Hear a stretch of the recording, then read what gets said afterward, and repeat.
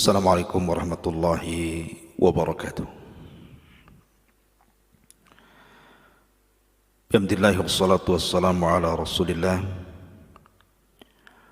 wa ala alihi wa sahbihi wa mawalah wa la hawla wa la quwata illa billahi wa ba'du.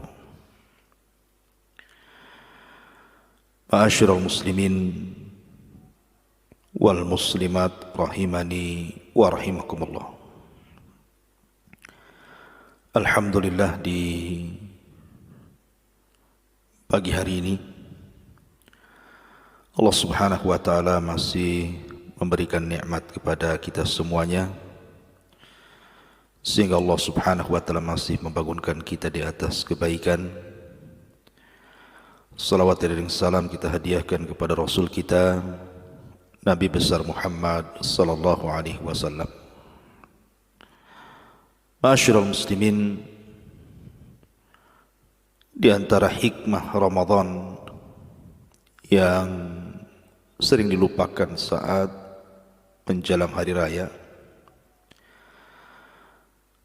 adalah sebuah kisah ketika Nabi sallallahu alaihi wasallam naik ke atas mimbar.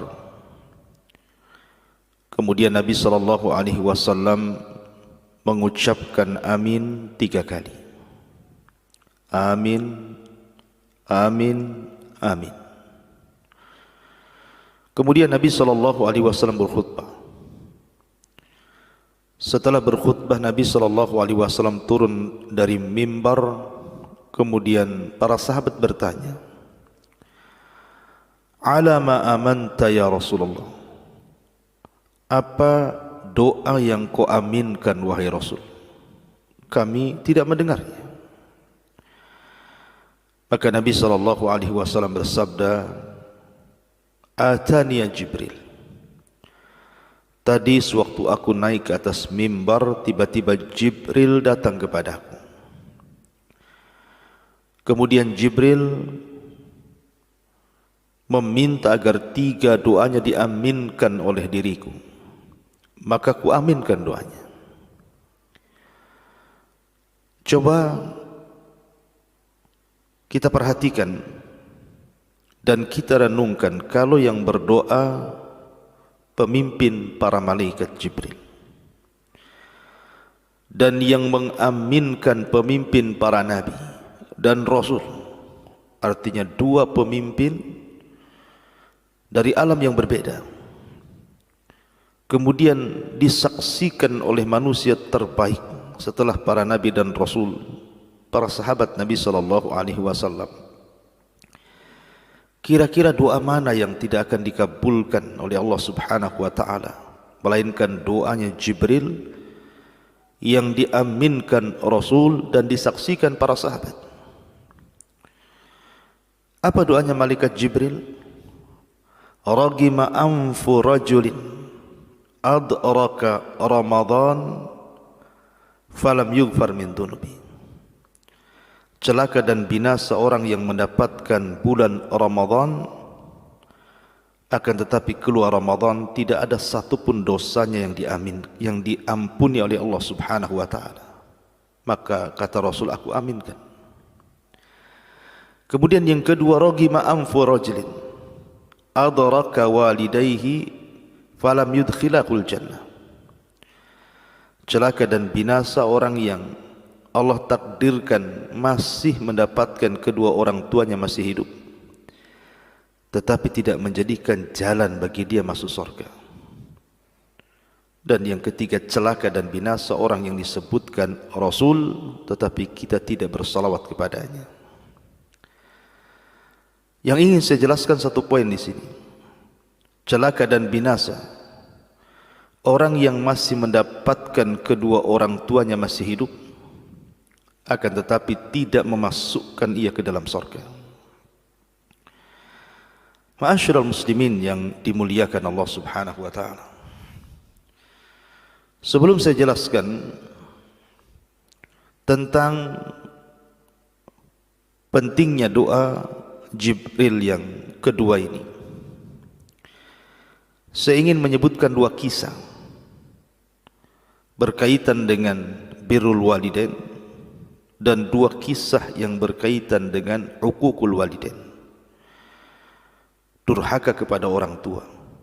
Artinya ada 4 kisah, dan ini kisah nyata yang diceritakan oleh sebagian masyayikh kita. Kisah yang pertama, saya pernah mendengar seorang syekh bercerita tentang kisah seorang keluarga. Ada seorang suami dan juga istri memiliki anak-anak dan juga orang tua. Seorang ibu yang tinggal di rumah anaknya. Dan ibu ini dijadikan oleh anaknya untuk mengasuh cucunya. Jadi di penghujung Ramadan ceritanya, 3 orang ini keluar dalam sebuah kendaraan dan ibunya dibawa untuk merawat anak-anaknya. Sebab kalau seandainya sampai di tempat belanja tidak ada yang bisa merawat anak-anaknya, maka dibawanya ibunya supaya menjaga anak-anaknya ketika suami istri ini berbelanja. Dan keduanya bermaksud untuk membeli perhiasan emas. Keluarlah keluarga ini menuju pasar untuk membeli emas. Sesampainya di pasar, kemudian turunlah suami istri ini. Tetapi ibundanya tetap dalam mobil bersama cucunya. Dan perlu diketahui ibu ini adalah ibu dari sang suami. Turunlah suami istri ini dengan meninggalkan ibunya dalam kendaraan tadi bersama anaknya dan menuju toko emas. Karena lamanya, maka cucu daripada ibu ini yang namanya anak-anak tentu ada kalanya rewel, menangis dan begitu seterusnya. Maka nenek berinisiatif untuk menyusul ke toko emas tersebut. Siapa tahu kalau anak-anaknya ini melihat ayahnya atau ibunya, mereka akan terdiam. Turunlah sang ibu ini dari mobil tersebut menyusul anaknya. Lah anaknya ini sedang tawar-menawar harga emas dan sudah disepakati harga emas tersebut oleh keduanya. Lah ketika kemudian sang ibu sampai di toko emas tersebut, dia melihat ada cincin. Cincin ini bukan cincin emas, hanya cincin-cincinan biasa. Dan harganya pun sangat murah sekali. Jadi sang ibu mengatakan, saya ingin membeli cincin ini. Nanti bayarnya ambil dari anak saya yang sedang membeli emas ini. Akhirnya diambillah. Kemudian sang ibu ini memakaikan cincin itu di tangannya. Singkat cerita, setelah sang suami istri ini menawar emas, kemudian disepakati harganya, dibayarlah harganya. Tiba-tiba kata pemilik toko emas ini bahwa bayarannya masih kurang. Jadi sang suami ini heran. Tadi sudah disepakati anggap saja mungkin 200 juta. Sudah dibayar 200 juta. Tiba-tiba dia mengatakan masih kurang. Karena ada seorang wanita yang membawa anak-anak kecil tadi mengambil cincin-cincinan. Dan harganya tidak seberapa. Tiba-tiba kemudian sang suami ini marah. Marah kepada ibunya. Kemudian dia datang kepada ibunya. Kemudian dia memaki ibunya gara-gara turun dari mobil dan mengkhawatirkan anak-anaknya. Kemudian dia mengatakan, kenapa kau turun dari mobil ini? Maka ibunya mengatakan, tadi anak merewel, makanya aku kemudian turun supaya melihat dirimu dan tenanglah anak-anak. Kemudian sang anak mengatakan, kenapa kau tadi ambil cincin? Mana kemari cincinnya? Akhirnya kemudian cincin itu dirampasnya dari ibunya, kemudian dilempar ke tong sampah. Padahal harga cincin itu tidak seberapa. Entah mengapa dia kemudian marah di hadapan pemilik toko emas dan juga di hadapan istrinya. Kemudian sang ibu ini karena sudah pecah hatinya, merasa malu, maka dia ambil cucunya kembali ke mobilnya. Sang istri ini mengingatkan suaminya, kenapa engkau melakukan seperti itu kepada ibumu? Biarkan saja dia mengambil cincin, tinggal kau bayar. Berapalah harga cincinan itu? Bukan cincin benaran, bukan cincin emas. Akhirnya kemudian sang suami itu mengambil lagi cincin yang sudah dilempar ke tong sampah. Dia balik lagi ke mobilnya. Kemudian dia mengembalikan cincin itu kepada ibunya. Subhanallah. Apa yang terjadi? Ibunya langsung mengatakan, karena engkau sudah membunuh kebahagiaanku. Demi Allah, aku tadi mengambil cincin yang tidak ada harganya itu. Aku hanya ingin seperti wanita-wanita yang lain berbahagia di waktu Idul Fitri. Tetapi karena engkau sudah menghilangkan kebahagiaan itu, demi Allah, selama aku masih hidup, aku tidak akan memakai cincin. Karena engkau sudah membunuh kebahagiaanku, kalau itu menjadikan dirimu kecewa. Subhanallah. Ya. Bagaimana seorang anak bisa melakukan seperti ini kepada ibunya? Bukankah Nabi SAW yang mengatakan, sesungguhnya harta seorang anak itu semua milik orang tuanya. Tapi ini berlaku uququl walidain, durhaka kepada orang tua.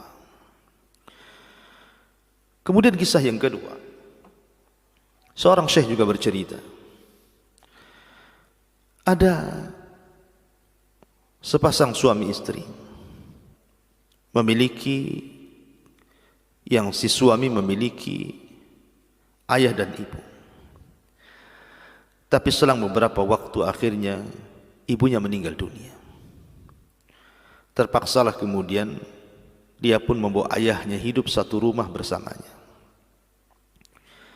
Karena ayahnya ini sudah tua, kemudian juga terkadang melakukan hal-hal seperti anak-anak. Mungkin mengomentari makanan, mungkin mengomentari tempat, dan begitu seterusnya. Akhirnya istrinya ini tidak suka. Terjadilah kemudian perselisihan antara suami istri gara-gara ulah ayah daripada sang suami tersebut. Akhirnya kemudian disepakatilah untuk meletakkan ayahnya di panti jompo. Akhirnya sang anak pun kemudian memanggil ayahnya. Kemudian mengatakan, wahai ayahku, bagaimana kalau seandainya engkau tinggal di panti jompo? Itu lebih baik bagimu. Insya Allah di sana ada tempat ibadah yang layak, makanan yang layak, teman-teman yang layak, suasana yang layak. Ayahnya paham. Dan ayahnya juga tidak akan atau tidak membantah ucapan anaknya. Akhirnya kemudian berangkatlah sang anak mengantar ayahnya ke panti jompo. Pada awalnya masih baik. Setiap hari, kadang 2 hari sekali anak ini berkunjung kepada ayahnya, ngobrol, membahagiakan, memberi hadiah. Kemudian lewat sebulan, 2 bulan, setahun, 2 tahun, mulailah jarang anaknya mengunjungi ayahnya. Sampai akhirnya berlalunya tahun, anaknya ini tidak pernah menjenguk berbulan-bulan ayahnya. Sehingga tiba-tiba kemudian datang dari pihak panti jompo memberitahu bahwa ayahnya meninggal dunia. Terpukullah anak laki-laki ini. Dia membawa anaknya yang masih usia 7 tahun untuk mengambil jasad ayahnya. Setelah berangkat ke Pati Jompo, kemudian semua administrasi sudah diselesaikannya dan jasad ayahnya siap dibawa pulang. Maka laki-laki ini membawa anak yang 7 tahun mengemas untuk mengambil barang-barang yang ada di kamar ayahnya. Tiba-tiba kemudian anak yang 7 tahun, cucu daripada kakek yang meninggal ini, dia masuk ke kolong ranjang, ke bawah ranjang tempat tidur ayahnya. Rupanya ditemukan di situ ada gelas dan juga piring. Kemudian ayahnya mengatakan, "Nak, itu gelas dan piring kakekmu sudah tidak layak lagi, enggak usah dibawa pulang, buang, Nak." Tapi anak ini yang 7 tahun ini terus memeluk gelas dan piring daripada kakeknya. Kemudian dia mengatakan sesuatu yang menjadikan ayahnya menangis dan sadar. Anak ini mengatakan, "Tidak, aku tidak akan melepaskan gelas dan juga piring ini. Demi Allah, gelas dan piring ini akan kujaga, wahai ayahku. Aku ingin menjadikan gelas dan piring ini sebagai alat kelak. Aku tidak akan meninggalkan dirimu. Aku akan suapi dirimu, aku akan beri minum dirimu jikalau engkau sudah tua seperti kakek." Maka ketika mendengar ucapan anak 7 tahun ini, tiba-tiba laki-laki tersebut kemudian terduduk, menangis, bertobat kepada Allah Subhanahu wa taala karena dia sudah menelantarkan orang tuanya. La haula wala quwata illa billah. Ma'asyiral muslimin yang dimuliakan Allah Subhanahu wa taala. Kemudian kisah yang ketiga, dan ini kisah seorang anak yang luar biasa berbakti kepada orang tuanya. Seorang syekh juga bercerita, jadi suatu ketika dia sedang sholat Jumat dan dia menjadi imam bagi jemaah sholat Jumat. Ketika membaca surah Al-Fatihah sampai kepada iyyaka na'budu wa iyyaka nasta'in, tiba-tiba sang syekh ini mendengar di belakang saf terdengar ada orang yang jatuh. Kemudian selesai sholat, rupanya salah seorang musalli, orang yang sedang sholat yang berada di saf pertama itu, kemudian jatuh pingsan dalam sholatnya. Akhirnya kemudian selepas sholat pun manusia ramai dan menolong anak muda ini, kemudian meletakkan di teras masjid dan hendak dibawa ke mustasfa, ke rumah sakit. Maka berangkatlah kemudian syekh ini dengan beberapa jamaah mengantar anak muda ini ke rumah sakit. Tetapi pihak rumah sakit mengatakan sesungguhnya anak muda itu sudah meninggal saat jatuh ketika sholat. Artinya sudah lama dia meninggal. Akhirnya kemudian syekh ini mengatakan, "Demi Allah, tidak ada kematian yang lebih baik kecuali orang ini.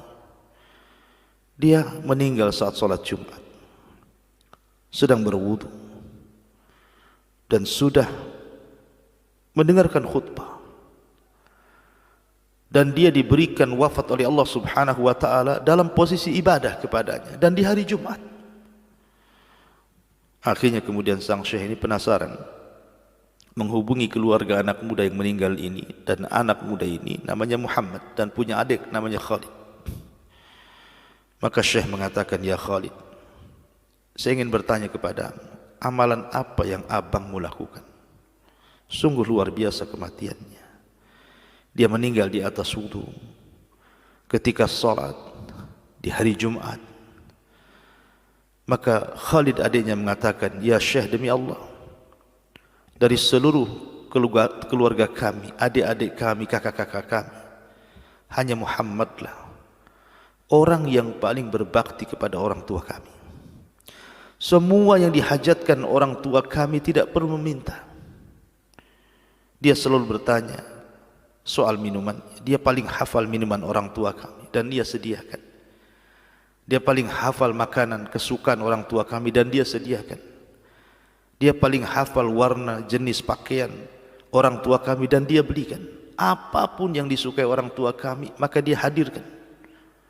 Dan dia di antara anak-anak orang tua kami yang paling abarru biwalidayhi, yang paling berbuat baik kepada kedua orang tuanya. Maka Syekh pun mengatakan, demi Allah, inilah buah daripada berbuat baik kepada orang tua. Allah berikan dan Allah pilihkan kematian yang husnul khatimah. Ma'asyiral muslimin yang dimuliakan Allah Subhanahu wa taala. Lihat bagaimana Allah Subhanahu wa taala mengakhiri akhir kebaikan bagi orang yang berbuat baik. Dan ini penting dalam kehidupan kita karena khairul a'mal khawatimuha. Bagaimanapun sebaik-baik amal itu ditentukan oleh akhirnya, bukan ditentukan oleh awalnya. Ditentukan oleh akhirnya. Dan anak muda ini diakhiri dengan kebaikan. Ma'asyiral muslimin yang dimuliakan Allah Subhanahu wa taala. Kemudian kisah yang terakhir. Ada anak muda membawa ibundanya yang gila menuju rumah sakit. Sesampainya kemudian di rumah sakit, kebetulan dokter yang menangani adalah dokter wanita. Kemudian anak itu duduk dan orang tua yang gila ini, ibunya yang gila ini berdiri. Selang beberapa waktu, yang namanya orang gila, dia melakukan hal-hal yang membuat orang takut di rumah sakit itu. Tiba-tiba kemudian dia membuang apapun yang ada di atas meja sang dokter, menarik taplak meja, melakukan hal-hal aneh sampai menggigit anaknya. Kemudian melepaskan jilbabnya. Anaknya berusaha untuk menenangkan orang tuanya, memasangkan kembali jilbabnya dengan sabar luar biasa. Anaknya ini terus menenangkan orang tuanya. Maka sang dokter wanita mengatakan, ini siapa? Maka anak muda itu mengatakan, ini ibuku. Dia gila. Dan kau siapa? Saya anaknya. Sudah kapan ibumu gila ini? Dia mengatakan, sejak aku lahir dia sudah gila. Dan aku terus merawatnya. Aku yang memandikannya, aku yang mencebokinya, aku yang mengadakan semua hajat kebutuhannya. Dan aku sabar karena ini ibuku. Kemudian sang dokter mengatakan, demi Allah, kalau engkau berbuat baik kepadanya sampai pun dia meninggal, bukankah dia tidak tahu bahwa engkau anaknya? Maka sang anak mengatakan, demi Allah wahai dokter, ya memang ibuku tidak tahu aku adalah anaknya, tapi ibuku punya Tuhan. Tuhan ibuku tahu bahwa aku anaknya. Aku punya Allah, Rabb, yang mengetahui bahwa aku anaknya dan aku harus berbuat baik kepadanya. Ma'asyiral muslimin yang dimuliakan Allah Azza wa Jalla. Maka sang dokter pun kemudian mengatakan, demi Allah sudah banyak nasihat yang sampai kepada aku, tapi tidak pernah meresap dalam hatiku kecuali setelah aku mendengar kata-katamu. Akhirnya sang dokter pun menangis karena belum merasa dia bisa melakukan kebaikan kepada orang tuanya seperti anak muda ini melakukan kebaikan kepada ibundanya yang gila. Ma'asyiral muslimin, terkadang ada seorang anak, orang tuanya tidak gila, namun mungkin orang tuanya sudah tua, terkadang mengucapkan kalimat-kalimat yang terulang-ulang, membosankan, menjengkelkan. Betapa banyak anak-anak yang kemudian memperlakukan ibunya lebih daripada kalau seandainya ibunya gila. Ma'asyiral muslimin yang dimuliakan Allah Azza wa Jalla. Lihat dua kisah yang berbeda ini. Yang satu kisah luar biasa, birrul walidain, dan yang satunya lagi kisah yang menyedihkan, uququl walidain, durhaka kepada orang tua. Dari 4 kisah ini bisa kita petik pelajaran Dan ini penting sekali, bahwa jangan pernah durhaka kepada orang tua. Hasan al-Basri rahimahullahu ta'ala pernah menangis di hadapan murid-muridnya, sementara murid-muridnya heran bagaimana seorang imam besar, ahli ibadah, ulama menangis.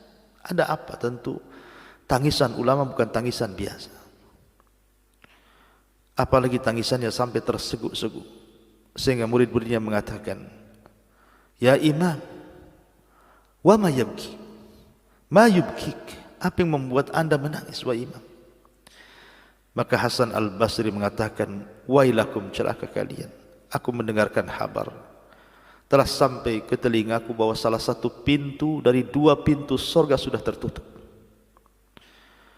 Aku mendengar kabar bahwa satu pintu dari 2 pintu surga sudah tertutup."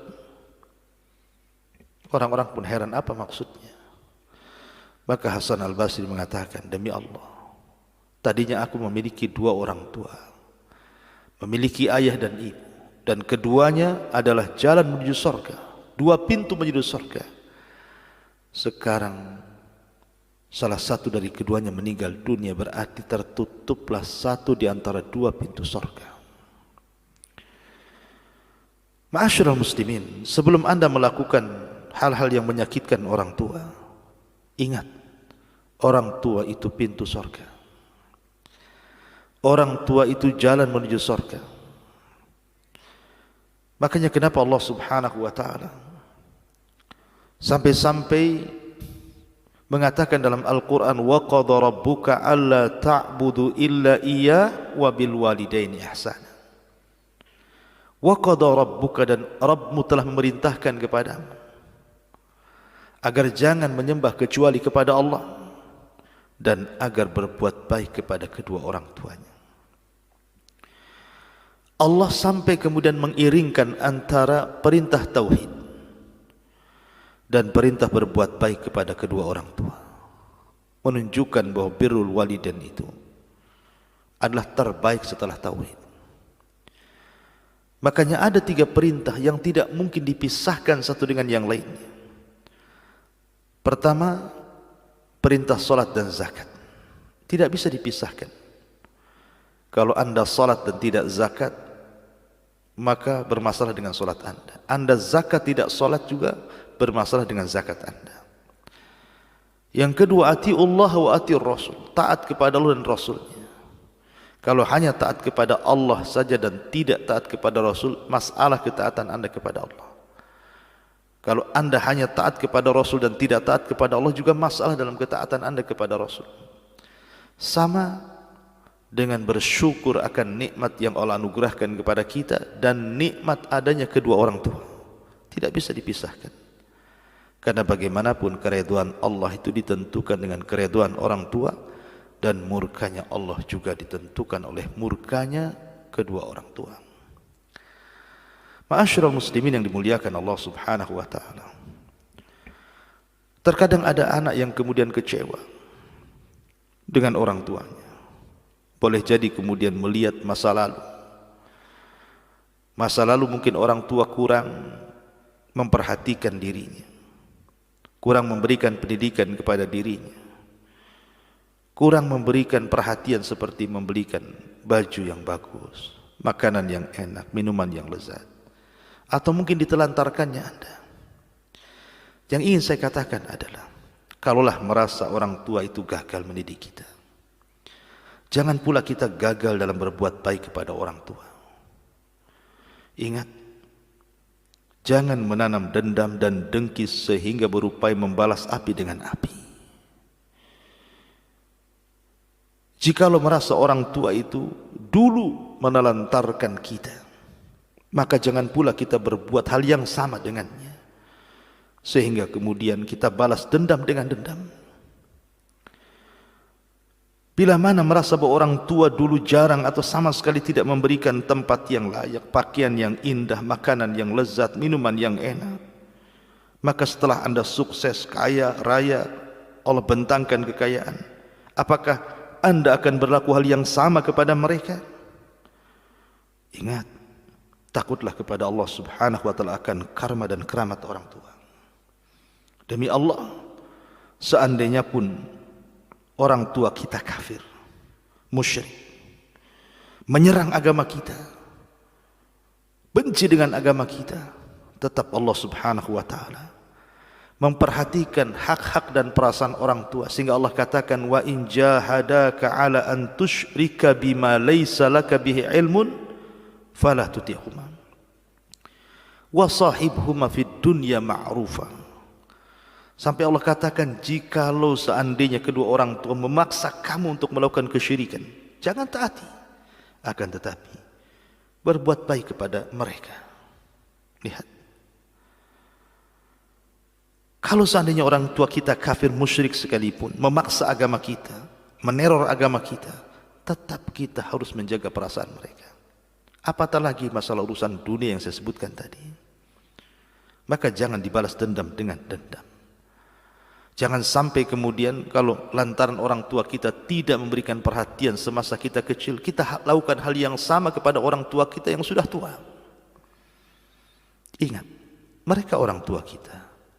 Bagaimanapun mereka orang tua kita, adanya kita karena adanya Allah yang menciptakan kita lewat mereka. Ma'asyiral muslimin yang dimuliakan Allah Subhanahu wa taala, dari sini jangan pernah durhaka kepada orang tua. Kalau seandainya kita tidak bisa membahagiakan orang tua kita, maka jangan sampai menyengsarakan mereka. Kalau kita belum mampu untuk membuat tertawa dan tersenyum orang tua, jangan pula kemudian membuat mereka menangis.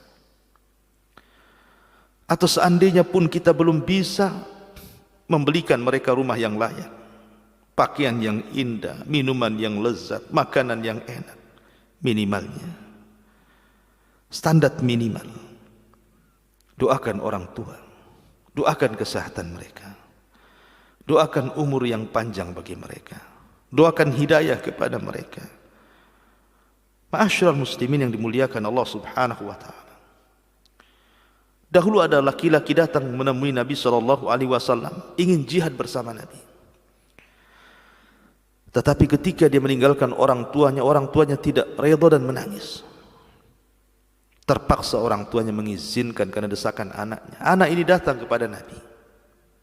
Ya Rasulullah, wahai Rasul, alhiqni bil jihad, libatkan aku dalam jihad. Maka Nabi SAW mengatakan, apakah engkau sudah punya izin dari kedua orang tuamu? Maka dia mengatakan, ya.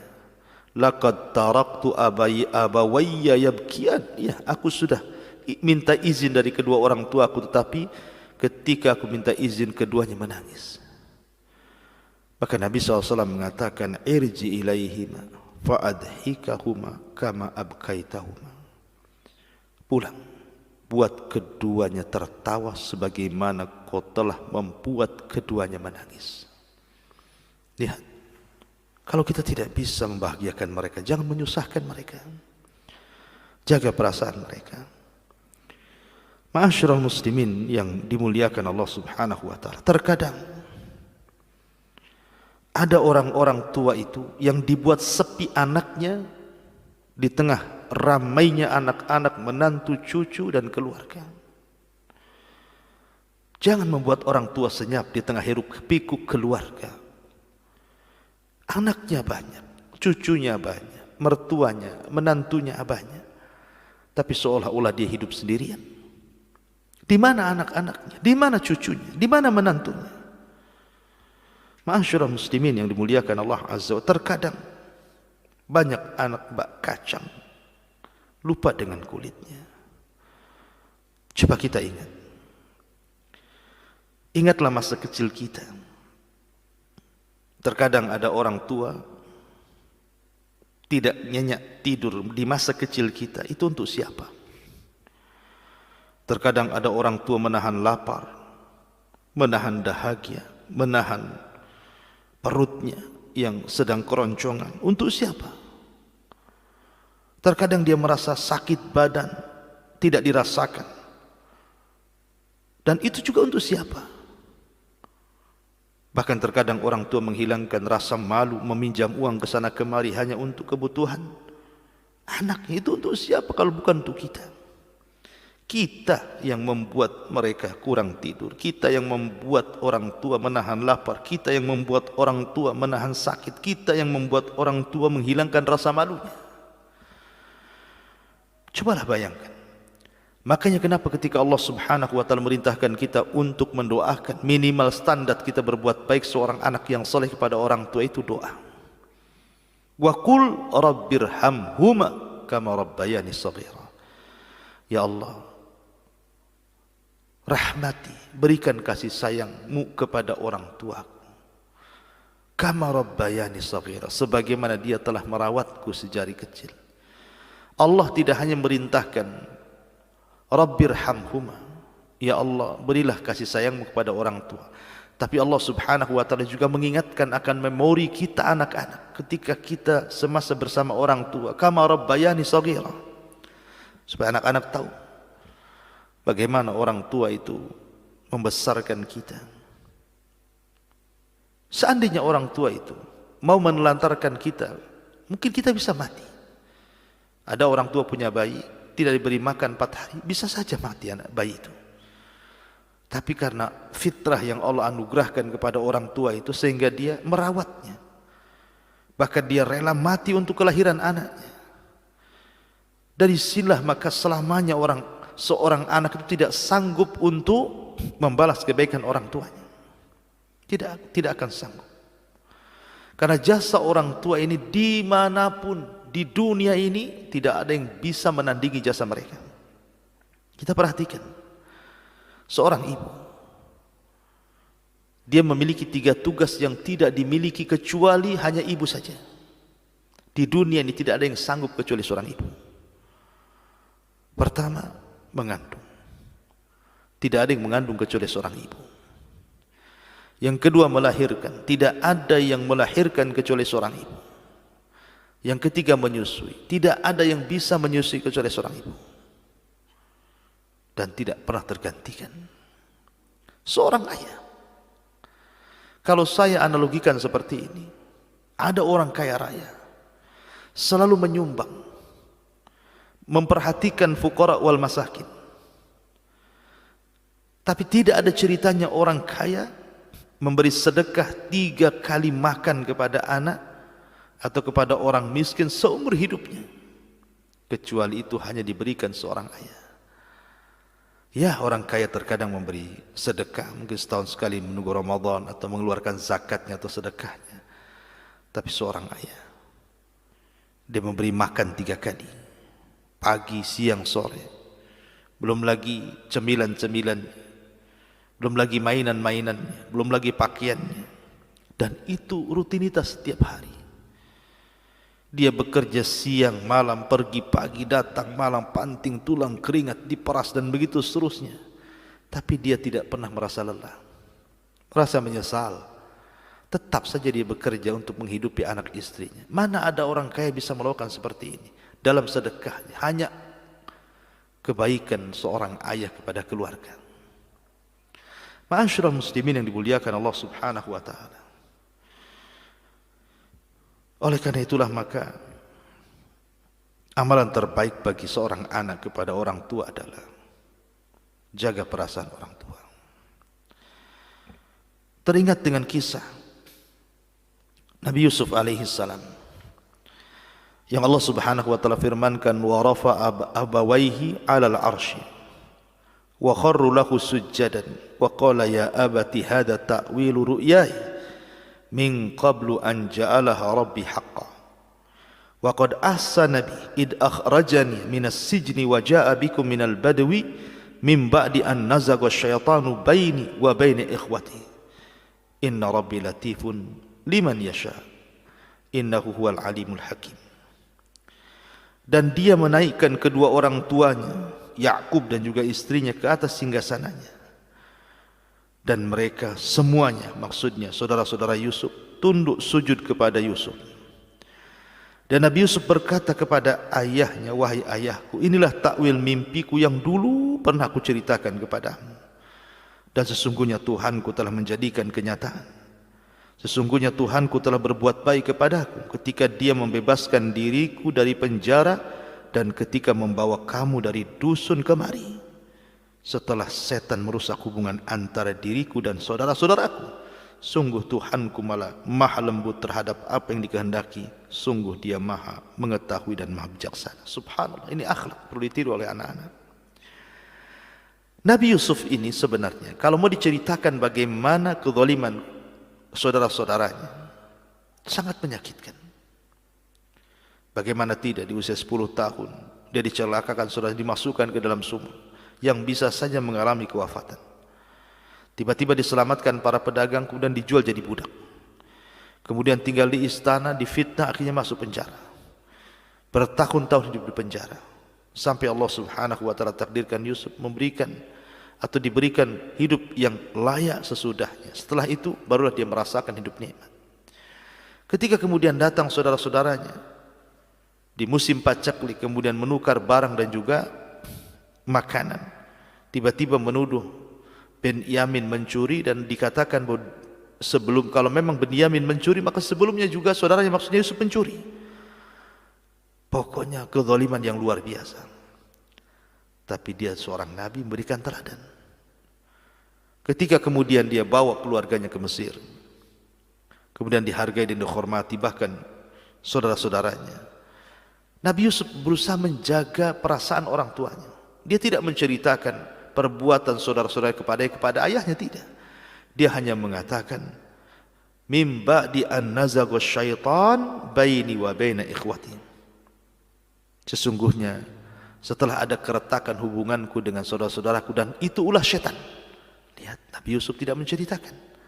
Hanya mengatakan itu ulah syaitan yang akhirnya menjadikan hubunganku retak dengan saudara-saudaraku. Sebenarnya Yusuf bisa saja menceritakan bagaimana kezaliman saudara-saudaranya kepada ayahnya, tapi Yusuf tidak mau membuat ayahnya sedih, sehingga dia mengatakan ini ulah setan. Itu saja. Apa hikmahnya di sini? Nabi Yusuf mengajarkan kepada kita agar kita menjaga perasaan orang tua, menjaga perasaan orang tua. Oleh karena itulah, karena bagaimanapun dulu kita waktu masih kecil, kita ini bodoh. Orang tua yang mencerdaskan kita dengan cara yang mendidik atau menyekolahkan kita. Dulu kita miskin, orang tua yang membuat kita kaya. Dulu kita bukan orang yang berwawasan, orang tua yang memberikan wawasan. Dulu kita bukan siapa-siapa, masih kecil kita tidak tahu cita-cita kita. Setelah besar rupanya ada yang jadi pejabat, orang kaya dan begitu seterusnya. Ini tidak lepas dari takdir Allah, kemudian doa mereka orang tua. Oleh karena itulah ma'asyiral muslimin yang dimuliakan Allah Azza wa Jalla, jaga perasaan mereka, jaga perasaan ayah ibu kita. Abu Hanifah rahimahullahu ta'ala, imam besar Abu Hanifah itu, murid-muridnya banyak. Di antara murid-muridnya yang dikisahkan adalah salah satunya Zur'ah al-Wa'id. Zur'ah al-Wa'id. Dan juga di antara muridnya lah Umar ibn Dhar. Umar ibn Dhar dan juga Zur'ah al-Wa'id ini adalah selalu oleh Abi Hanifah dimintai fatwa. Bukan untuk dirinya, tapi untuk orang tuanya. Kebetulan Abu Hanifah punya ibu. Ibunya bertanya sesuatu. Abu Hanifah gampang menjawab soalan yang dilontarkan ibunya. Tapi dia tidak mau mengangkat atau meninggi suara dirinya di atas suara ibunya, atau menjadi guru di antara guru-guru yang menggurai ibunya. Makanya dia mengantarkan kepada Umar ibn Dhar atau kepada Zur'ah al-Wa'id.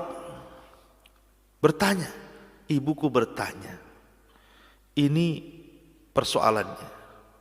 Kata mereka, Anda ini imam, jawab saja. Dia bilang tidak. Tapi bagaimana jawabannya? Diajari Abu Hanifah. Kamu kalau ibuku bertanya, ini jawabannya, ini jawabannya, ini jawabannya. Akhirnya setelah berjumpa dengan ibundanya, mereka menjawab seperti yang diajarkan Abu Hanifah. Kenapa Abu Hanifah tidak langsung menjawab pertanyaan ibunya? Sekali lagi dia tidak mau menggurui ibunya. Dia tidak mau meninggikan suaranya di atas suara ibunya. Dan itu bentuk birrul walidain, menjaga perasaan masyiral muslimin yang dimuliakan Allah Azza wa Jalla. Dari sinilah Allah mengatakan wahfid lahuma janaha dzulli minar rahmah, rendahkan dirimu terhadap kedua orang tuamu. Masyiral muslimin yang dimuliakan Allah Subhanahu wa taala. Karena sekali lagi begini, tidak ada yang bisa menggantikan posisi kedua orang tua kita. Karena orang tua kita itu cuma satu. Ayah cuma satu. Ibu juga cuma satu. Dan kesempatan berbuat baik juga cuma satu kali di kehidupan dunia ini. Kalau seandainya Anda mencari orang tua atau pengganti orang tua, Anda panjat bukit dan gunung-gunung tinggi sekalipun, berjalan menyusuri pantai sampai ujung laut sekalipun, bahkan kalau Anda terbang sampai ke ujung langit sekalipun mencari pengganti orang tua, tidak akan ada gantinya. Karena sekali lagi ibu cuma satu, ayah cuma satu. Bagaimana cara mengganti mereka? Makanya banyak orang yang menyesal ketika kedua orang tuanya sudah meninggal dunia, karena tidak ada gantinya. Ayahnya sudah meninggal, ibunya sudah meninggal, dia hendak mencari ganti kemana? Anda hanya bisa berdoa memintakan ampun kepada mereka, tapi Anda sudah tidak bisa lagi berbuat baik dan mendapatkan dua pintu yang menuju Anda ke dalam surga. Masih belum terlambat bagi Anda yang punya orang tua. Pulang, minta maaf mereka, minta ridha mereka, minta keberkahan mereka. Karena kalau seandainya mereka marah kepada kita, maka itu tanda Allah Subhanahu wa taala tidak ridha dengan kita. Dan kalau seandainya mereka ikhlas dengan kita, ketahuilah, maka itu tanda Allah Subhanahu wa taala cinta kepada kita.